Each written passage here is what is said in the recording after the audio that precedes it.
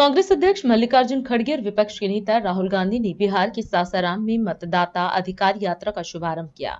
इस दौरान उन्होंने यात्रा की रूपरेखा बताई और कहा कि यह यात्रा 17 अगस्त से शुरू होकर 16 दिन चलेगी, जो करीब 1300 किलोमीटर का सफर तय करेगी। इस दौरान यह यात्रा 20 जिलों से होकर गुजरेगी और 1 सितंबर को पटना के ऐतिहासिक गांधी मैदान में समाप्त होगी। वहीं राहुल गांधी ने जनता को संबोधित करते हुए इसे संविधान बचाने की लड़ाई बताया। आपको बता दें कि इसे आगामी बिहार विधानसभा चुनाव से पहले एक बड़ा आंदोलन माना जा रहा है। राहुल गांधी जी की वोटर अधिकार यात्रा सासाराम से आरंभ हो रही है।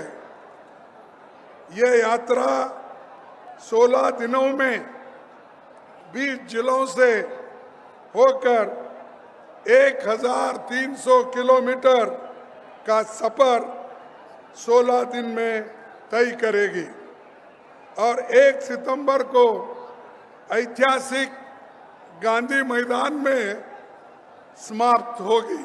भाइयों, सभी हमारे नेता लोग, सभी पार्टी के लोग इस यात्रा में वो हाजिर होंगे और जो यात्रा आपके हित में, देश के हित में, संविधान बचाने के लिए और लोकतंत्र के हिफाजत के लिए जो कर रहे हैं, उसको आप पूरा साथ देना चाहिए।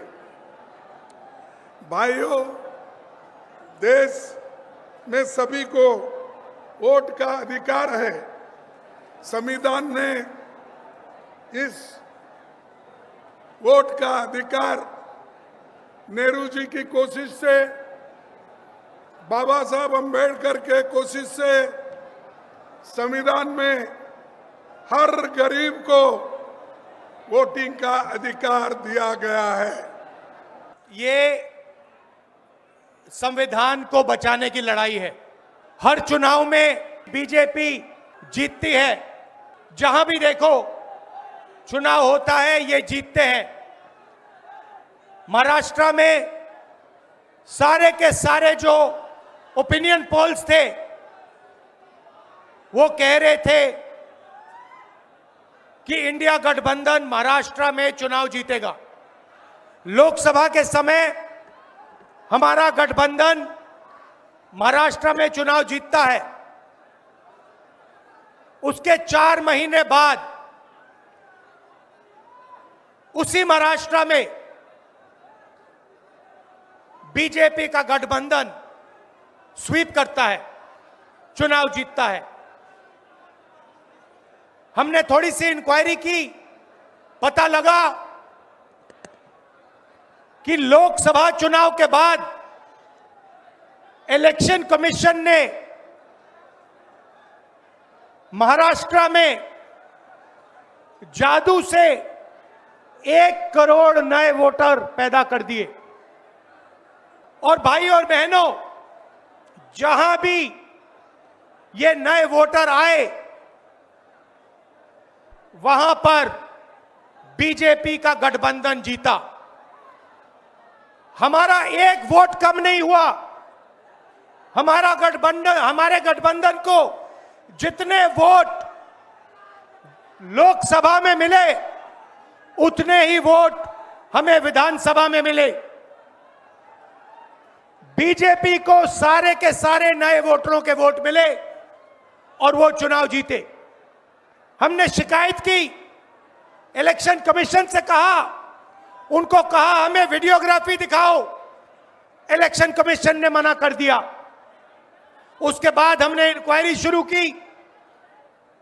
कर्नाटक में 1 लोकसभा 1 विधानसभा में हमने इंक्वायरी शुरू की।